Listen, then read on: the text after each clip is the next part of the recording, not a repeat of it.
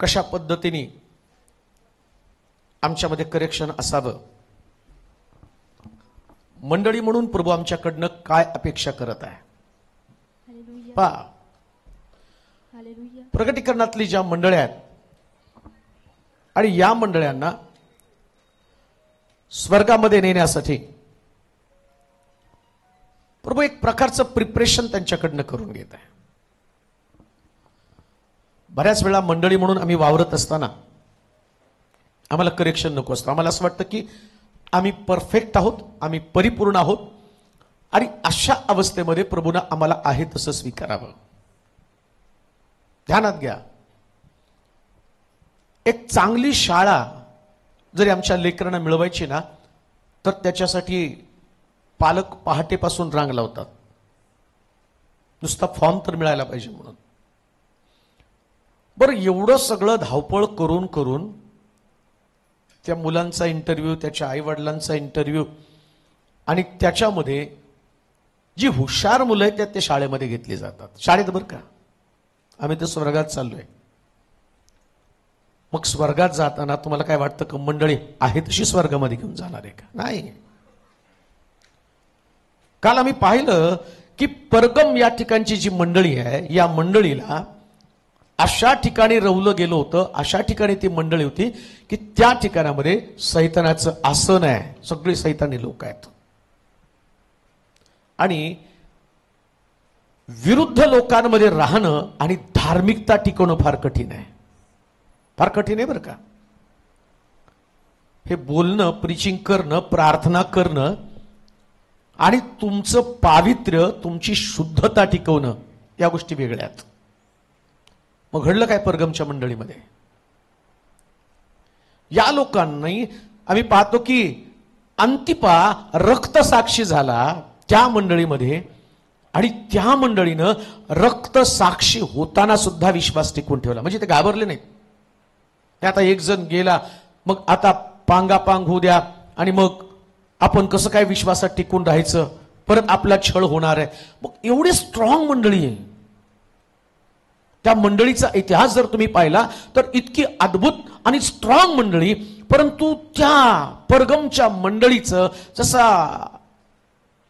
खाली उतरायला सुरुवात झाली ना, तर पहिल्यांदा आम्ही पाहतो की त्यांनी मूर्तीला दाखवलेलं नैवेद्य खाल्लं. आम्हाला फार साधी गोष्ट वाटते की काय होतं मूर्तीला दाखवलेलं नैवेद्य खाणं, परंतु याचा परिणाम काय झाला या परगमच्या मंडळीला. परगम चर्च जे आहे, त्या चर्चमध्ये तुम्ही जाता खरं, परंतु जर तुम्ही देवाला ईर्ष्या आणण्याचं काम केलं, माझ्या खेरीज तुला अन्य देव नसावे. पुन्हा मी तुम्हाला कालही सांगितलं, आजही सांगतो, देव आहेत, अन्य देव आहेत.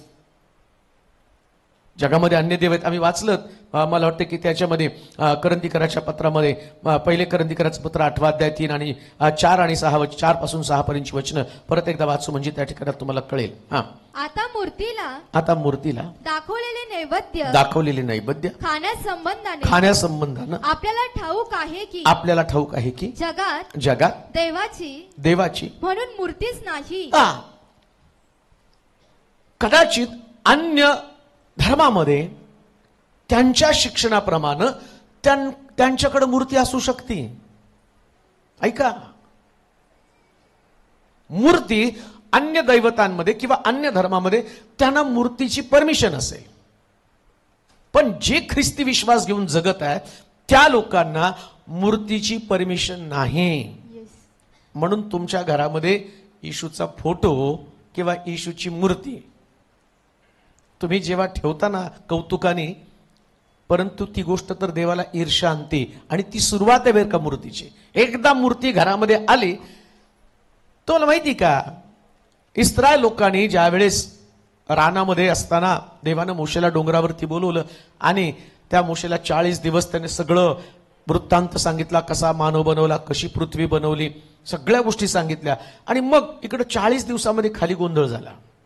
ते लोक म्हणायला लागले की नाही, आम्हाला देव पाहिजे, आम्हाला देव पाहिजे. मग यानं काय केलं माहिती का, सगळ्यांचं सोनं घेतलं, त्या भट्टीमध्ये टाकलं, आणि भट्टीमध्ये वासरू निर्माण झालं. तो म्हटलं, हा घ्या तुम्हाला देव.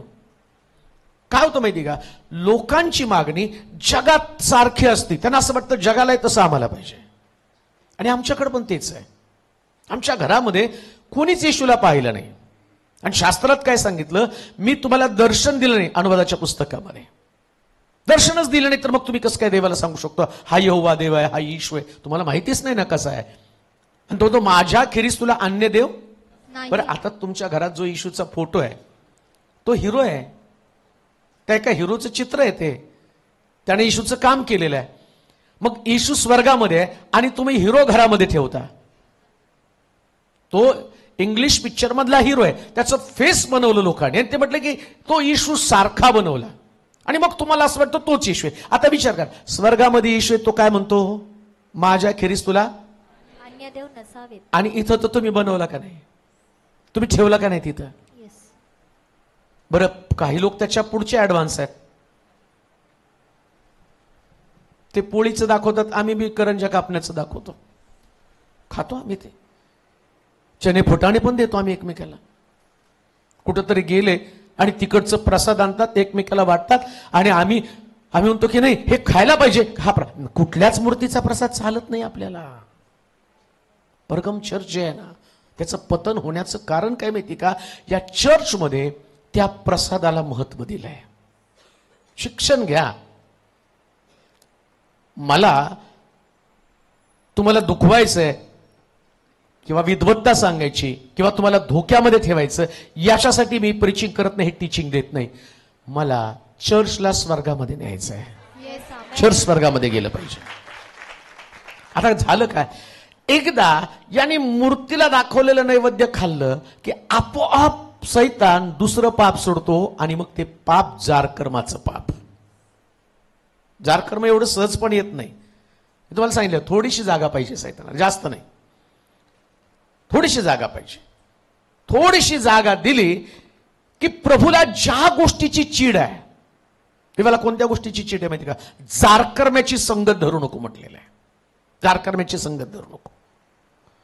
आणि काय होतं माहिती का, आज 90% चर्चेस, 90% चर्च जर कशामध्ये अडकले असतील तर जारकर्मामध्ये अडकलेले. 90% चर्च बरं का, 90% चर्च. एक व्यक्तीनं जारकर्म केलं, एक व्यक्ती, तर जारकर्माचं स्पिरिट जे आहे ना, ते आपोआप लोकांमध्ये काम करायला सुरुवात करतं. आपोआप. परगमची मंडळी इतकी प्रभावशाली मंडळी आहे, रक्तसाक्षी झाली. त्यांच्यातला एक व्यक्ती रक्तसाक्षी झाला. मग आता जारकर्मापासून दूर राहायचं कसं काय? पहा, जारकर्म सुरुवात कशी होती, काल जाता जाता थोडंसं मी पटपट संपवलं म्हणून तुम्हाला त्याचं एक्सप्लेनेशन मला देता आलं नाही. पण आता मी तुम्हाला परत एकदा ते एक्सप्लेनेशन देतो, मग पुढच्या मंडळीकडे आम्ही जाणार आहोत. करंथीकराचं पहिलं पत्र 7वा अध्याय 2 पासून 4 पर्यंतची वचनं. करंथीकराचं पहिलं पत्र 7वा अध्याय 2 ते 4 वचन. तरी जारकर्मे होत आहे, जारकर्मे होत आहे म्हणून प्रत्येक पुरुषाला स्वतःची पत्नी असावी आणि प्रत्येक स्त्रीला स्वतःचा पती असावा. पतीनं पत्नीला तिचा हक्क द्यावा आणि त्याप्रमाणे पत्नीनेही पतीला द्यावा. काय जारकर्म नेमकं काय आहे? हे जारकर्म तुमच्या शरीरातनं सुरू होतं. शरीरातनं सुरू होतं म्हणजे काय, एका सुंदर स्त्रीला किंवा एका स्त्रीनं एखाद्या पुरुषाच्या शरीराकडे ती अट्रॅक्ट होते, त्या शरीरावरती हक्क मागते. मुळामध्ये या पृथ्वीतलावरती राहत असताना जेव्हा पुरुष आणि स्त्री कुठं पण जाऊ द्या, कामाच्या ठिकाणात जाऊ द्या, चर्चमध्ये जर तुम्ही गेला ना, तर तिथं सैतान जारकर्माचं पिल्लू सोडण्याचं काम करतो. परगमच्या मंडळीमध्ये ते घडलं, ज्या मंडळीमध्ये एक व्यक्ती रक्तसाक्षी झाला, एक सेवक रक्तसाक्षी झाला, अंतिपात्याचं नाव, त्या मंडळीत जारकर्म आलं. जारकर्म म्हणजे काय की एखाद्या पुरुषाला, एखाद्या स्त्रीला जर भावनाच कंट्रोल होत नाही, कोण बोलत नाही याच्याविषयी, तुम्हाला विश्वासाविषयी बोलशील, तारणाविषयी बोलतील, त्यानंतर तुम्हाला सांगतो चर्चला येण्याविषयी बोलतील, दशांशाविषयी बोलतील, सगळ्याविषयी बोलतील, पण जारकर्माविषयी कोण बोलत नाही. कारण का माहिती का, याच्याविषयी बोलल्यावरती लोक जागवतील. आणि तुम्ही जर बघितलं ना, सगळ्यात भयानक पाप जर कोणतं असेल तर जारकर्म. भयानक पाप बर का. अशुद्ध मंडळीला अशुद्ध करणारी गोष्ट कोण असेल तर जारकर्म.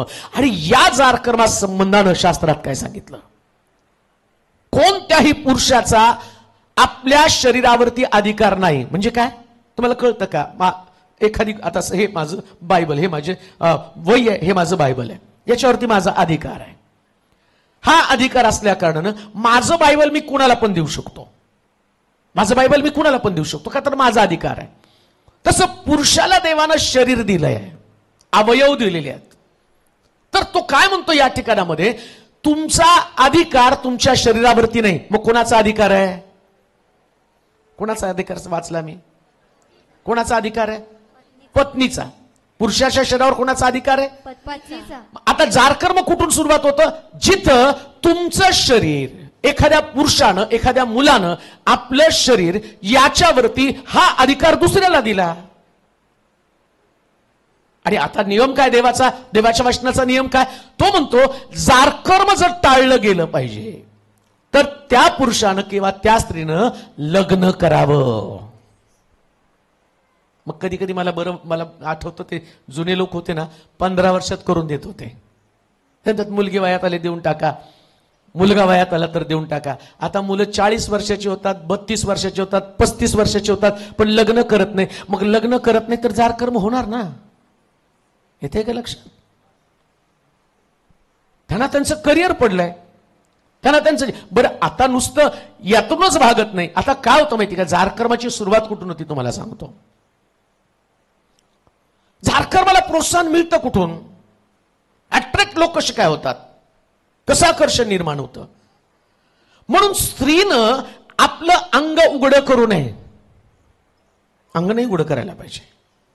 जर समजा तिनं आपलं शरीर उघडं केलं तर पुरुषच आहे तो, अट्रॅक्ट होणारच आहे. मग तुम्ही पापाला प्रोत्साहन देणारच आहे. म्हणून देवाच्या भवनामध्ये येताना चांगलं चापून चोपून कपडे घालायचे. का तर आम्ही जारकर्माला वाव देणार नाही. ते चर्च प्रियाला, ते चर्च, ते खरं चर्च आहे. ज्या मंडळीतल्या तरुण अंग उघडं करून उपासना करतात त्या मंडळीमध्ये जारकर्माला प्रोत्साहन दिलं जातं.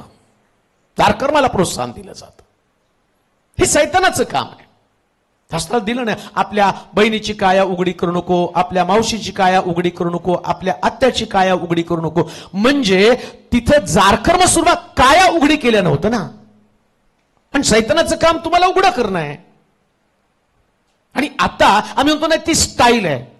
काय स्टाईल आहे, व्यभिचार आहे तो. तुम्ही चॅलेंज करता, तुम्ही सांगता की माझं शरीर पहा आणि माझ्याकडे अट्रॅक्ट व्हा.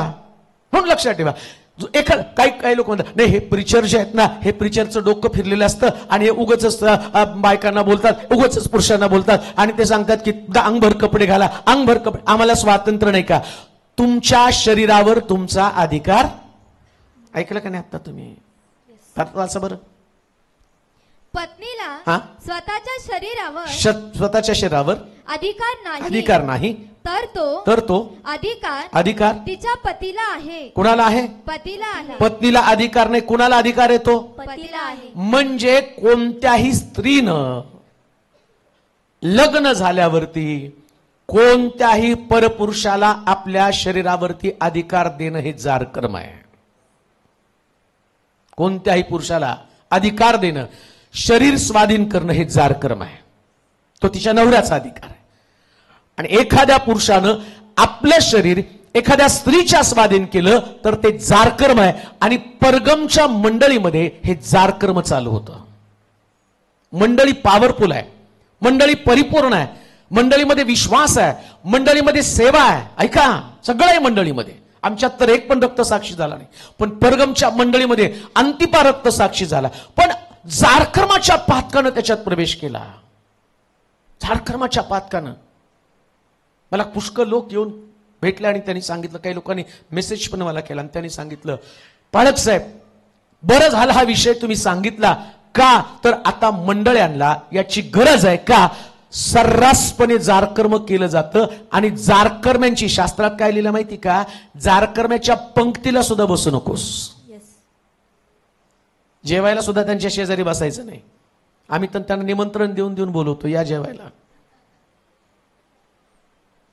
आणि ते स्पिरिट आहे, ते आत्म्यात. तुम्हाला कळतं का? एक पॉवर आहे, ती एक शक्ती आहे.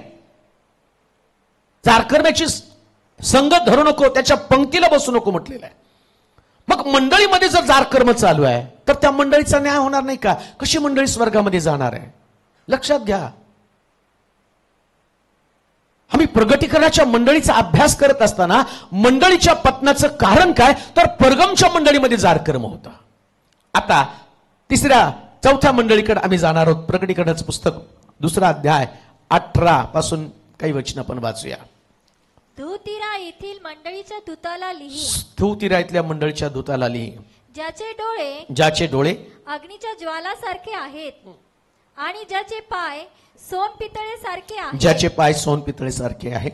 तो देवाचा पुत्र म्हणतो. तो देवाचा पुत्र म्हणतो. तुझी कृत्ये आणि तुझी प्रीती विश्वास सेवा व धीर ही मला ठाऊक आहे. आणि तुझी शेवटची कृत्ये पहिल्या कृत्यांपेक्षा अधिक आहे. आता काय अद्भुत मंडळी बघा बरं का. तुझी पहिली कृत्ये शेवटची कृत्ये पहिल्यापेक्षा अधिक आहे. हा, अजून बघा काय त्याचं वैशिष्ट्य. पण तिच्यात पण काय गोंधळ येते तुम्हाला लक्षात येईल. हा, तरी तुला दोष देणं मला प्राप्त आहे. कारण इजबेल नावाची जी स्त्री आपल्याला संदेष्टी म्हणवते आणि जार कर्म करण्यास व मूर्तीला दाखवलेला नैवेद्य खाण्यास माझ्या दासांना शिकवून भुलवते तिला तू तसे करू देतोस. तिने पश्चाताप करावा म्हणून मी तिला अवकाश दिला. आता आम्हाला टप्प्याटप्प्यानं हे पाहायचं की या थुआतीरा मंडळीमध्ये काय होतं. आणि एवढी स्ट्रॉंग मंडळी, एवढं स्ट्रॉंग चर्च, परंतु या चर्चचं पतन किंवा या चर्च मधला दोष आणि या चर्च मधल्या दोषामुळं प्रभूनं त्यांना दिलेली शिक्षा. प्रत्येक चर्चला देव पाहतो, लक्षात घ्या. काय काय पाहिलं त्यांनी त्या चर्चमध्ये? त्याही म्हटले तुझ्याकडे प्रीती पण आहे ना. काय काय लिहिले वाचा बरं. पहिलं किती 18 वचन. तुझ्यामधली ज्याचे डोळे अग्नीच्या ज्वालासारखे आहेत आणि ज्याचे पाय सोनपितळेसारखे आहेत. तो देवाचा पुत्र म्हणतो. तुझी कृत्ये आणि तुझी प्रीती. आता बघा, पहिली मंडळी पाहिली तर त्या मंडळीत प्रीती नव्हती. आता या मंडळीत प्रीती आली. म्हणजे प्रत्येक मंडळीमध्ये काय नाही आणि काय आहे प्रभू बघतो. आता इकडं प्रीती आली. मग प्रीती आली म्हणून झालं का? बरं, या मंडळीत नुसती प्रीती नव्हती. सगळे लोक प्रेम करणारे आहेत. आणि जास्त प्रेमच धोकादायक आहे बरं का. ते प्रेम कधी व्यभिचारात जातं कळत पण नाही. कधी ते जारकर्मामध्ये प्रवेश करतं कळत पण नाही. शैतानाचं काम काय? तुमचे डोळे आंधळे करणं. प्रेम करत तुम्हाला एवढं प्रेमामध्ये एवढं प्रेमात अडकलं जातो की बंधू प्रेमाच्या ऐवजी बंधू बहीण प्रेम निर्माण होतं. बंधू बहीण प्रेम म्हणजे मुलगा मुलीवरती प्रेम करायला लागतो चर्चमध्ये. आणि बऱ्याच वेळा पाळकाने सांगितलं, पाळकाला काय कळतंय लव.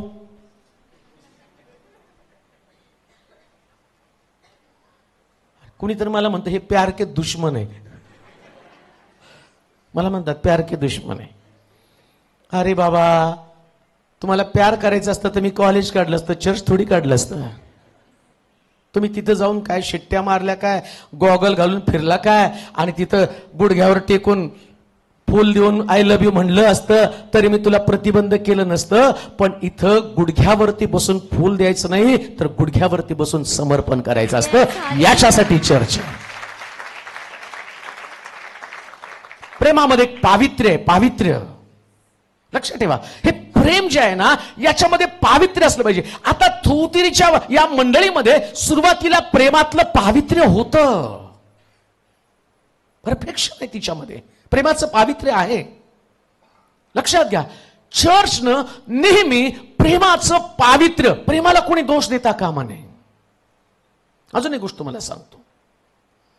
इन केस, मी असं म्हणत नाही की चर्च मधल्या मुलाचं चर्च मधल्या मुलीशी लग्न होऊ नये, मी असं कधीच म्हणणार नाही. विश्वासणाऱ्याने विश्वासणाऱ्याशीच लग्न केलं पाहिजे. पण तुम्ही स्वतःहून नाही, बरं का, तुम्ही स्वतःहून नाही. अब्रामानं इसाकासाठी पत्नी शोधायला आपल्या सेवकाला सांगितलं, म्हणजे पाळकाला. आणि कुणी सांगितलं? कुणी सांगितलं? आता तर सांगितलं की अब्रामाने. का इसाकाला म्हणला, पाळक साहेब ती मला आवडती, जरा बघा ना बोलून. मला तर रोज 100 मेसेज त्याच्यात येते. पाळक साहेब त्या मुलावर माझं खूप प्रेम आहे, मी खूप त्याच्यासाठी झोरते, तुम्ही देवाजवळ रदबदली करा. काय मी त्या कुठला पिक्चर बाबा तो आठवत नाही, हा मैंने प्यार किया, त्याच्यातलं कबूतर आहे मी. चिठ्ठी घेऊन जाऊन तिला देऊन सांगू बाबा तो तुझ्यावर प्रेम करतो आणि त्याला हा म्हण. अरे मूर्खांनो, असं नसतंय. देवानं आदामाला झोप दिली आणि झोपेतनं फासळी काढली. Yes, hallelujah. इसाकासाठी परमेश्वरानं एक सुंदर प्रकारची गोष्ट तयार केली. त्यानं त्या याजकाला अब्रामानं सांगितलं की माझ्याच कुळातलं असणारी व्यक्ती माझ्या मुलासाठी मुलगी कर. Yes. लक्षात ठेवा, सुंदर दिसती, अट्रॅक्टिव्ह आहे म्हणून विवाह जमत नसतो, वासना जन्माला येते, पण प्रार्थना खरी पत्नी जन्माला घालते. Yes, hallelujah. प्रार्थना खरी पत्नी जन्माला घालते. आणि ती पत्नी तुम्हाला शेवटपर्यंत साथ देते, शेवटपर्यंत. बरं का, देवाची स्तुती असो. हवा शेवटपर्यंत आदामाबरोबर राहिली, कारण एकच फासळी काढली. 10-12 काढले असतं तरी डोक्याला ताप झाला असता. आणि आमचे एवढे उड्या मारतात की 10 फासळ्या तोडून घेतात. तू नाही तो और सही और नाही तो. हा, ते कॉलेजमध्ये असताना आमच्या त्या पुरीने रिजेक्ट केला, ते बोलायचे नाही कधी. आता मी पण कॉलेजला जाऊनच चालूय ना. तेरे बदन पे तिल है वो तिल नहीं मेरा जलता हुआ दिल है, लाव काढी, तुला अख्खी काढी लाव.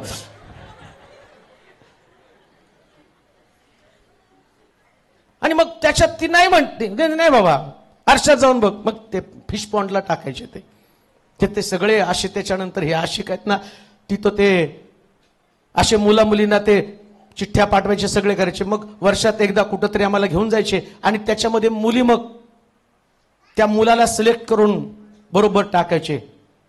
मग त्या पोराला, जो माझा मित्र होता, त्याला टाकलं तिने.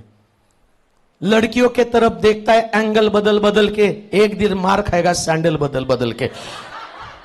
मग हे सगळं असंच चालतं तिथं. फासळ्या तोडून घ्यायचं काम आहे ते. हे फासळ्या तोडून घ्यायचं काम आहे.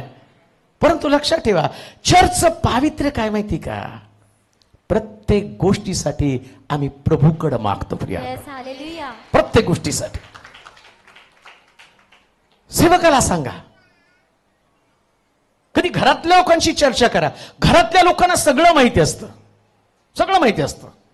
परिवारातल्या लोकांना कळतं तुमचा स्वभाव काय, त्या मुलीचा. तुम्हाला फक्त गोरा रंग दिसतो, तुम्हाला काय दिसतं? तिच्या शरीरावरचं असणारं अट्रॅक्शन. आणि तिला तरी काय दिसतं हो?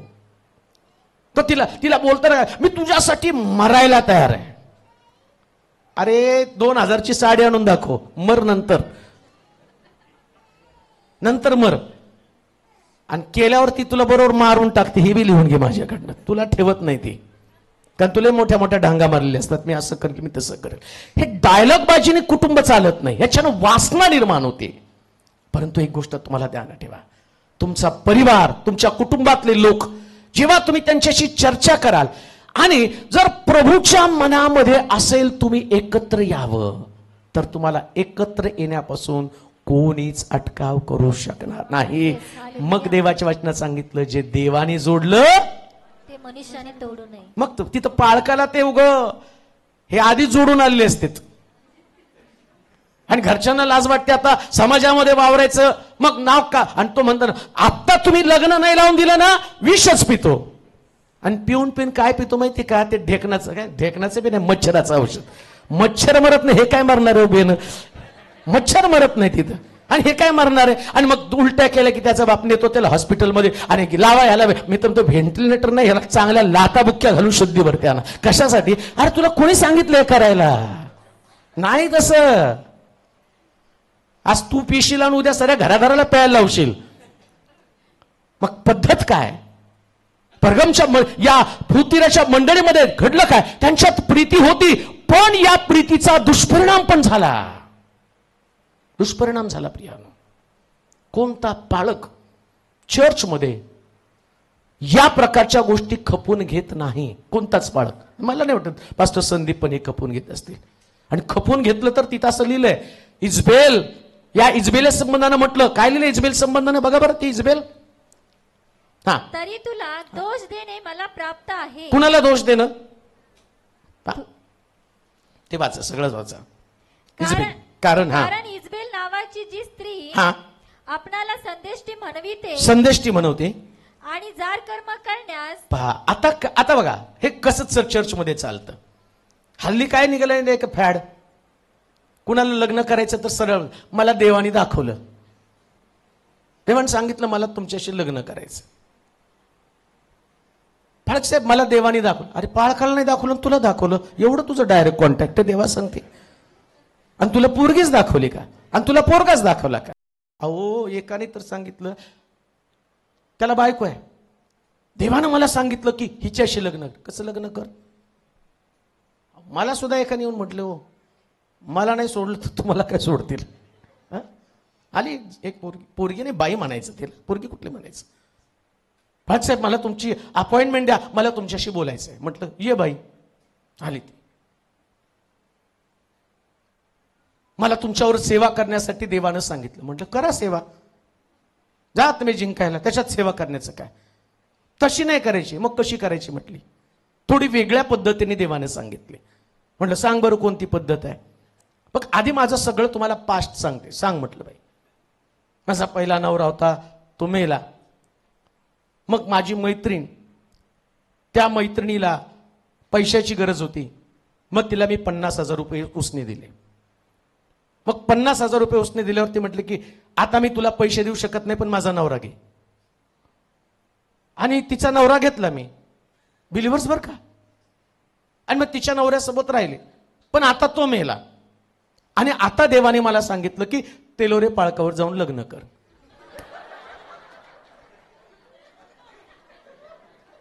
अरे हा कोणता देव आहे ज्याने पत्ता माझाच दिला देऊन देऊन?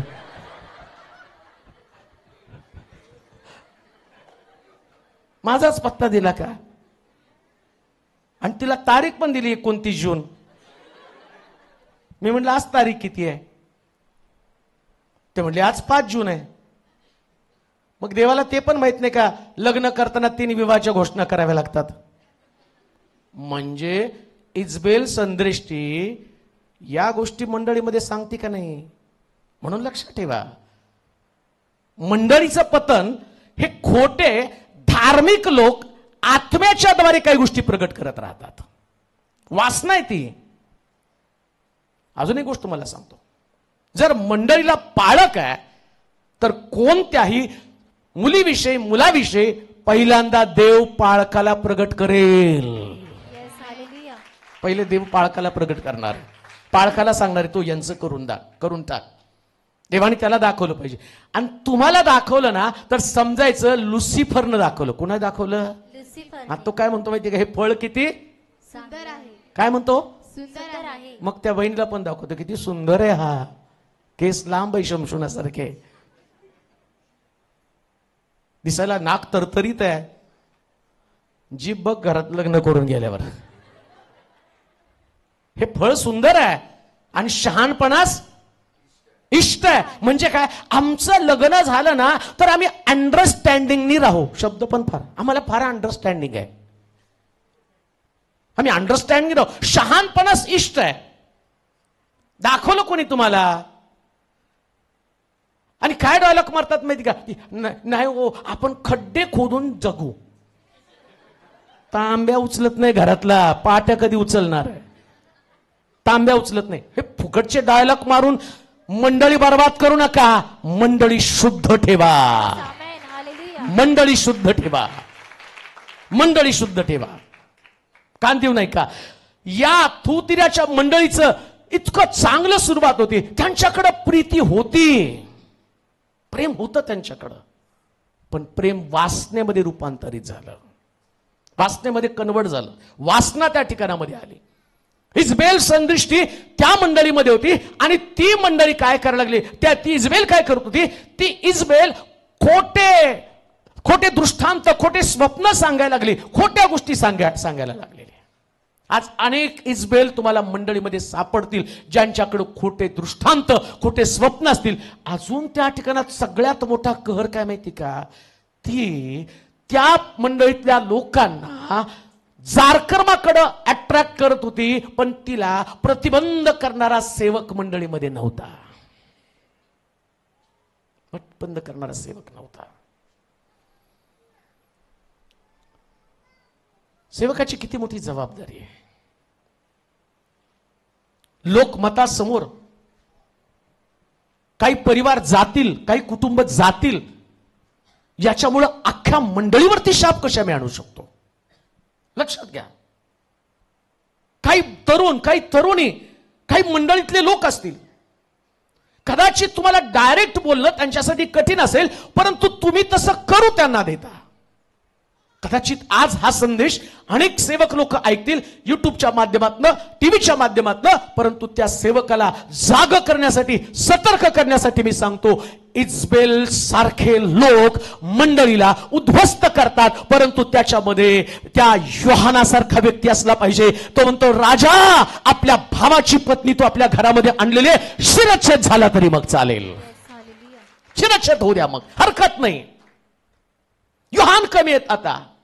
नाथान संदेष्टा दावीद देवाच्या हृदयासारखा आहे, पण नाथान संदेष्टा दाविदाच्या घरामध्ये जाऊन सांगतो, अरे तू आपल्या सैनिकाची पत्नी आणली, आता तलवार तुझं घर सोडणार नाही, परमेश्वरानं तुझ्या घरावरती आणि जो प्रहार करणार आहे. कान देऊ नये का? जेव्हा तुम्ही या गोष्टी पाहाल, जारकर्माचं पातक किती भयानक आहे, आणि जेव्हा मंडळीतल्या प्रीतीला वेगळं स्वरूप प्राप्त होतं, त्यास परमेश्वर त्या मंडळीला कशा पद्धतीने शापित करतो, कशा पद्धतीनं त्या मंडळीमध्ये रोग राहील, कशा पद्धतीनं लोक बेडवरती पडलेले आहेत. हे प्रगटीकरणाच्या पुस्तकामध्ये या मंडळीचं असणारा शाप तुम्हाला दिसेल. कान देऊ नये का? हा संदेश मी तुम्हाला सांगत आहे, याच्यामध्ये माझी तळमळ आहे. मंडळ्या बेडवरती नसाव्या, मंडळ्या निरोगी असाव्या, मंडळीतले लोक निरोगी असावेत. आणि त्याच्यासाठी तुम्हाला काय करावं लागेल, तर तुमच्यामध्ये देवाच्या वचनाची अग्नी पेटावी आणि तुम्ही स्वतःला शुद्ध आणि पवित्र करावं. तरुण लेकरांनो, तरुण मुलांनो, मला तुम्हाला सांगू द्या, तुमचं जीवन शुद्धतेने पूर्ण असू द्या. भावुक होऊन देवाच्या मंदिरात कधीच येऊ नका.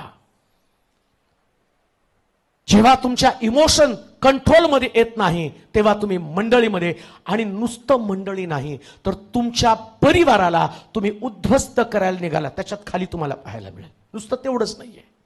काय या मंडळीचं वैशिष्ट्य? तिच्यामध्ये प्रीती होती. अजून काय होतं वाचा बरं. तिच्यामध्ये प्रीती, पुढे विश्वास. पहिले अजून त्या मंडळीचं वैशिष्ट्य काय होतं? तिच्यामध्ये प्रीती, अजून विश्वास. काय होतं त्याच्यात? विश्वास. बोला की जोरात. विश्वास. मंडळीत प्रीती पण आहे, अजून काय? विश्वास. बरं, हा विश्वास काय ऑर्डिनरी विश्वास नाही. जेव्हा पवित्र शास्त्रामध्ये हा विश्वास शब्द येतो ना, तेव्हा त्या मंडळीचा विश्वासाची पातळी वाखण्याजोगी पातळी असते. ऑर्डिनरी विश्वास नाही की तुम्ही आला, तुम्ही बसला. अजून एक गोष्ट तुम्हाला सांगतो, तुमचा विश्वास आहे म्हणून तुम्ही इथं नाही आला. हे मुळीच म्हणत नाही तुमचा विश्वास आहे म्हणून तुम्ही आला. तुम्ही इथं बसला म्हणजे तुमचा विश्वास नाही दिसत. तुम्ही इथं का बसला माहिती का? तुम्हाला भीती वाटली, मीटिंग चालू आहे, जाऊन बसायला पाहिजे. आणि काही लोक तर याच्यासाठी वेळ जात नाही. चला काहीतरी चार गोष्टी, धार्मिक गोष्टी का. मला एक प्रश्न विचारू द्या, तुम्ही एवढं सगळं ऐकलं, घरी जाऊन किती प्रॅक्टिकल केलं? विश्वास म्हणजे काय माहिती का? क्रिये वाचून विश्वास अधुरा आहे, व्यर्थ आहे. म्हणजे तुमच्यात विश्वास आहे तर कृती पण दिसली पाहिजे. आता तुम्ही ऐकलं, रागावरती विजय मिळवायला पाहिजे, तुमचा विश्वास आहे या वचनावर, तुम्हाला रागावरती कंट्रोल आलंच पाहिजे, मग तुमचा विश्वास आहे. आता या मंडळीचं वैशिष्ट्य काय? या मंडळीनं तो विश्वास स्वीकारला म्हणजे स्वतःमध्ये बदल केला. कसली मंडळी आहे? वाखण्याजोगी मंडळी आहे, तिच्यातला विश्वास तसा आहे. एक चर्च विश्वासामध्ये वाढलं तर ते विश्वासात वाढलेल्या चर्चचं ओळख कशी तुम्हाला पटणार आहे? काय त्या मंडळीमध्ये अन्य भाषा जास्त बोलली जाते. आम्हाला काय होतं माहिती का? हालेलुया, प्रेज द लॉर्ड, अन्य भाषा हे म्हटलं की आम्ही म्हणतो विश्वासणारी मंडळी अन्य भाषा बोलती, प्रेज द लॉर्ड करते, नाचती, तो नाही विश्वास. तुम्ही नाचता, बाहेर पण लोक पिक्चरच्या गाण्यावरती नाचतात, ते द्या सोडून. तुमचंच गाणं लावा. ज्या लोकांना ख्रिस्त माहित नाही ते पण ढुमक्यावर त्या ठेक्यावर नाचतात ना, म्हणजे ते नाचणं पण नाहीये. बरं, दुसरी गोष्ट, अन्य भाषा तर सैतान पण बोलतो. प्रार्थना तुमच्यापेक्षा भारी प्रार्थना सैतान करतो असं लिहिलंय त्या ठिकाणामध्ये. त्या ज्या माणसामध्ये 6000 भूत आहे, ती भूत येशूला, अहो दावीद पुत्र, आम्हाला डुकरांमध्ये शिरण्याची आज्ञा करा. तिकडं सुद्धा देवाच्या पुत्राला आहो जाओ घालतात. तुम्ही तर तुमचा मित्र असल्यासारखा, येशू मला बरं कर, येशू माझ्या आईला बरं कर, येशू मला भाकर दे, येशू मला नोकरी. अहो तुम्ही तर मित्रासारखं बोलता. सैतान तर आहो जाओ घालतो, तो तुमच्यापेक्षा जास्त रिस्पेक्ट येशूला देतो. मग तो काय तुमचा विश्वास आहे का? तुम्ही ही जी प्रार्थना करता, विश्वास म्हणजे तुमची कृती आहे. Yes, hallelujah. आता ही मंडळी जी आहे ना, ही थोतिरा मंडळी, या मंडळीमधला विश्वास कृतिशील विश्वास आहे. पुन्हा मी तुम्हाला सांगतो, बायबल जेव्हा एखाद्या शब्दाविषयी बोलतं, एखाद्या आणि तत्वाविषयी बोलतं, तर त्या तत्वातलं प्रिन्सिपल त्याच्यामध्ये असतं. प्रिन्सिपल एक सिद्धांत आहे, त्या सिद्धांताला प्रिन्सिपल आहे. आता माझ्यामध्ये विश्वास आहे, विश्वास म्हणजे माझ्यामध्ये काय? आता मला विश्वास आहे. कोणता विश्वास? अब्रामाला देवाने सांगितलं की बाबा तुला मुलगा होणार आहे, सारेपासून तुला मुलगा होणार. आता सारा जी आपल्या डोक्यात विचार करते, मी म्हातारी झाली, माझं गर्भाशय बंद आहे, आता मला मुलगा होणार नाही, मग तिनं काय केलं? हागारेला दिलं. हा तिचा कृतिशील विश्वास नाही. ती देवावर विश्वास ठेवते पण कृतिशील विश्वास नाही. आणि त्याचा परिणाम काय? इस्माईल जन्माला घातला, प्रॉब्लेम निर्माण केला ना. पण अब्राम, त्याचा विश्वास कृतिशील विश्वास आहे. देवाने त्याला सांगितलं, तुला जर आशीर्वाद पाहिजे तर आकाशातले तारे मोज, आकाशातल्या ताऱ्या इतकी तुला संतती देणार आहे. अब्रामानं दुसरं तिसरं, तो असं नाही म्हटलं, देवा आता काय तारे दिसणार आहे, 100 वय झाले, चष्मा लागलाय, तारे काय दिसणार आहे? बरेच जवळचं दिसत नाही भाऊ, सगळं दिसतं बरं का.